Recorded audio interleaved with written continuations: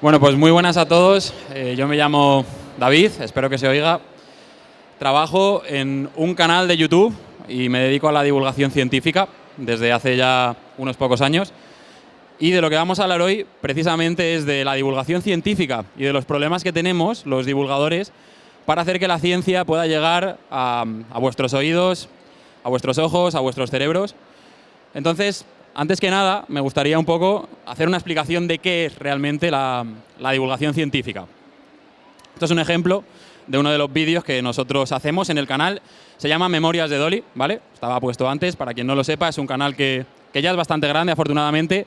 Y lo que hacemos es, pues bueno, intentar explicar cómo, por ejemplo, en un laboratorio muy lejos de aquí, donde Cristo perdió el mechero, ha habido científicos que se han dedicado a desextinguir al mamut lanudo, que es una cosa que a priori pues llama bastante la atención, ¿no? Pero antes de meternos en todo lo que es la divulgación y en cuáles son los problemas principales que los divulgadores tenemos que afrontar, quería hacer una pequeña comparación que creo que es bastante pertinente aquí. Y es, bueno, antes que nada, imagino que mucha gente aquí alguna vez habrá visto este tipo de noticias, este tipo de vídeos, este tipo de, bueno, de información. ¿Se puede utilizar más del 10% de nuestro cerebro o solo utilizamos el 10% de nuestro cerebro? Bueno, todo esto, ¿no?, de la memoria del agua, que si las vacunas causan autismo, todo este tipo de cosas son realmente bulos, pero que muchas personas habrán visto por ahí en redes.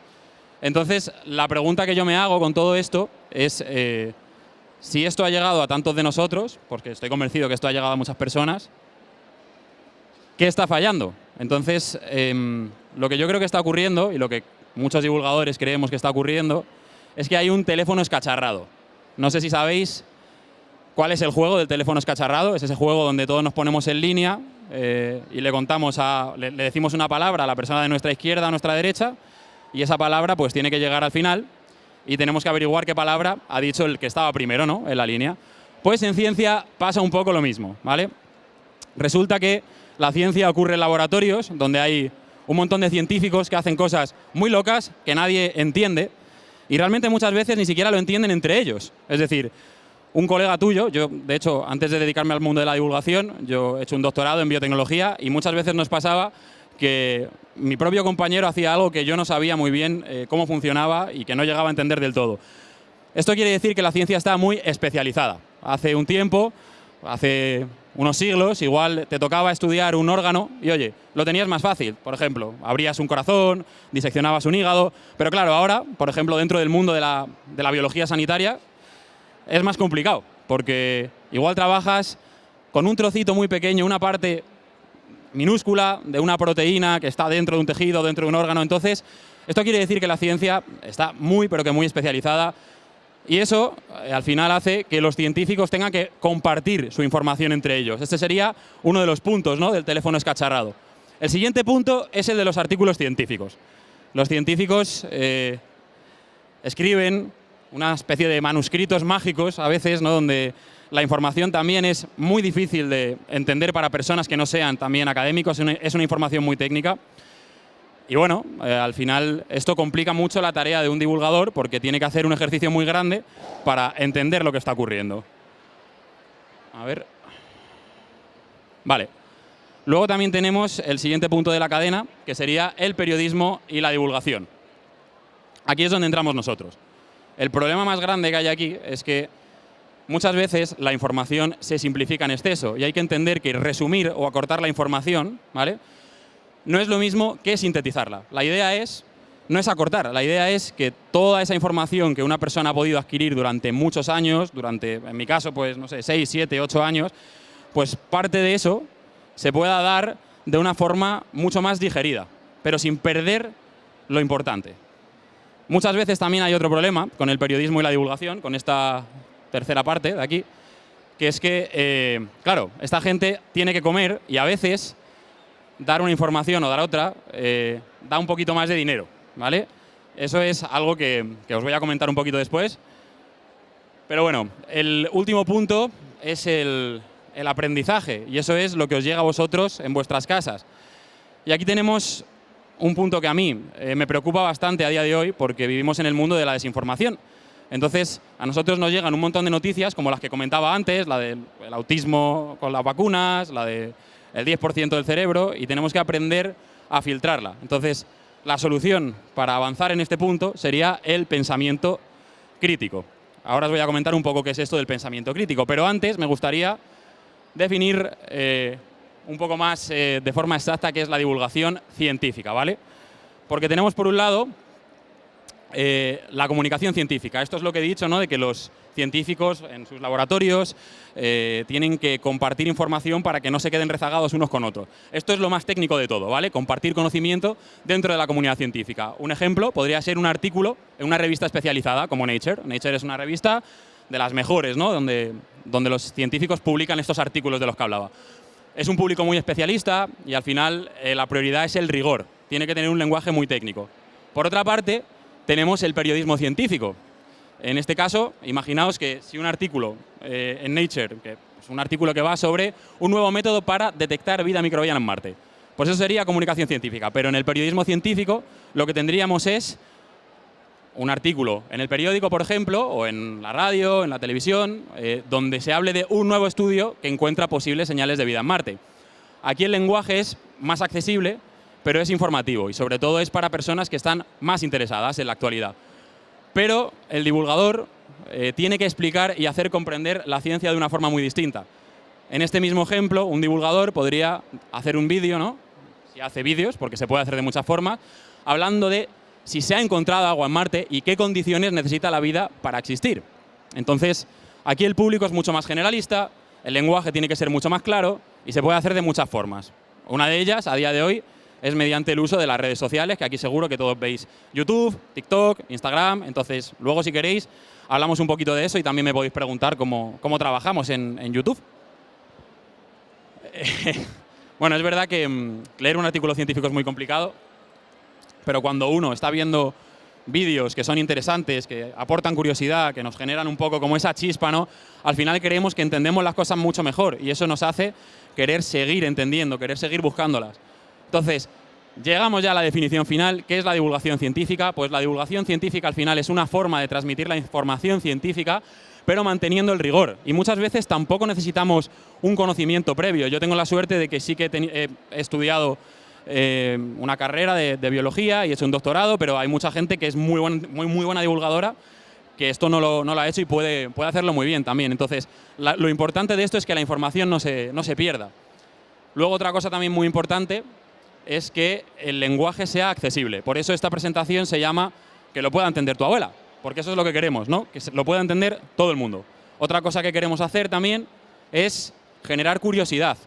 Y además, no solo generar curiosidad en personas mayores, sino también en personas de vuestra edad, ¿no? Al final, queremos que esa divulgación científica siga ese ciclo y que eso no pare, ¿no? Y finalmente también, una cosa muy importante es que la gente se una en torno a ella, ¿vale? Crear comunidad.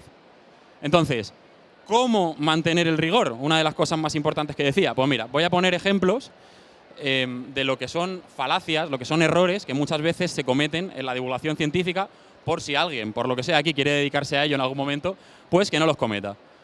Uno de los más comunes es la simplificación, ¿vale? Por ejemplo, los humanos tenemos 5 sentidos. A ver, en realidad esto es más complejo. Si te pones a mirarlo desde un punto de vista biológico, hay más sentidos. Todos lo hemos estudiado así y en el cole a veces las simplificaciones son necesarias. No es la peor de las falacias porque a veces sí que nos viene bien. Ahora también tenemos el error conceptual, es una cosa muy común últimamente. Y mira, un ejemplo es que los humanos descienden del mono, ¿vale? Bueno, en realidad esto no es así. No descendemos del mono, compartimos un ancestro común, que no es lo mismo. Esto sería un error conceptual. Tenemos también los bulos, que es lo que comentaba antes, ¿no? Por ejemplo, lo de las vacunas causan autismo. Esto es algo que no está respaldado por la comunidad científica. No hay evidencia científica de que esto sea así. Entonces, un bulo básicamente es una mentira, algo que no está comprobado, pero que se propaga de una forma muy fácil, también un poco por las tecnologías y por las redes que tenemos ahora, ¿no?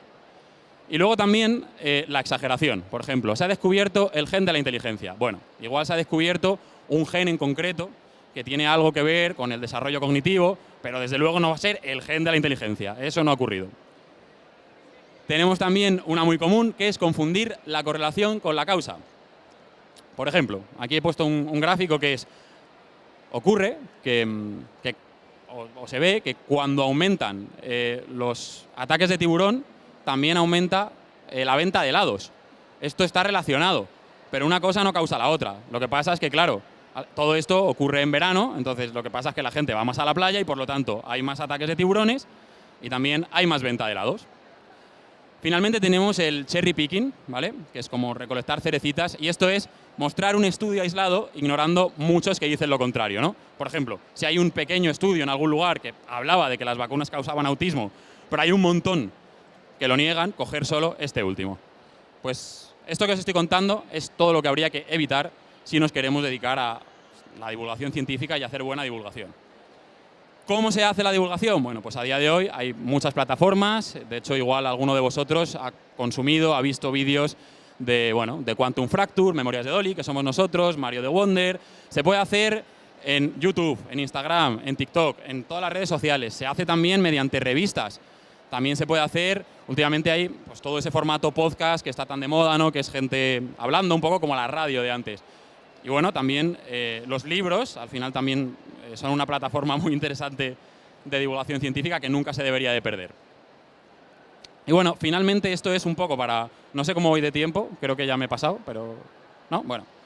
Esto era un poco también para generar un poquito de pensamiento y debate. Os quiero explicar cómo funcionan las redes de cara a ver los vídeos, ¿no? En el momento en el que tú te metes en YouTube, por ejemplo, que es donde nosotros trabajamos más, aunque todas funcionen igual, ¿qué es lo que hay que hacer a día de hoy para que las cosas funcionen un poco, ¿vale? Entonces, hay tres cosas muy importantes. La miniatura, en el caso de YouTube, tienes que llamar la atención. Y esto a veces es un problema, es un poco como el titular de los periódicos. Si no llamas la atención, la gente no se mete en tu vídeo. Con el título pasa un poco lo mismo. Tienes que tener un título potente. Algo como, pues eso, ¿por qué las cebras no se pueden domesticar? Diferencias con el caballo, ¿no? Una pregunta que impacte.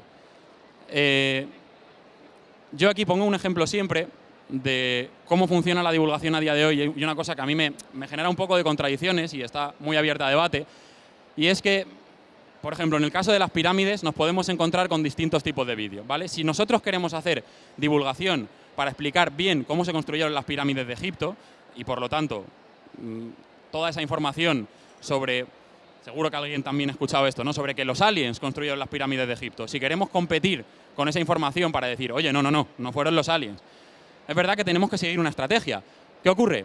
Este vídeo, el primero, tiene 100.000 visualizaciones. Es un vídeo que habla de cómo los aliens construyeron las pirámides. La miniatura es súper llamativa, pero aparte el vídeo habla de eso. Habla de cómo los aliens construyeron las pirámides y lo explica. Dice que es así, que los aliens construyeron las pirámides. En este segundo vídeo, que tiene 1.000 visitas, claro, la información que se da es muy buena. Es una información de muchísima calidad. Pero es verdad que no retiene a la gente. Hay muy poca gente que se mete y al final nadie acaba viendo este contenido. Entonces, este vídeo nunca va a poder competir con el primero.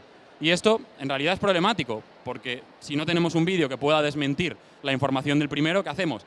Este último vídeo sería el ejemplo, y aquí esto es una cosa que yo no digo que tenga que ser así, pero que da mucho que pensar. Este sería un ejemplo de cómo puedes envolver tu información de calidad en una miniatura llamativa. Esto es lo que muchas veces hay gente que dice que esto es clickbait y hay gente que dice que no.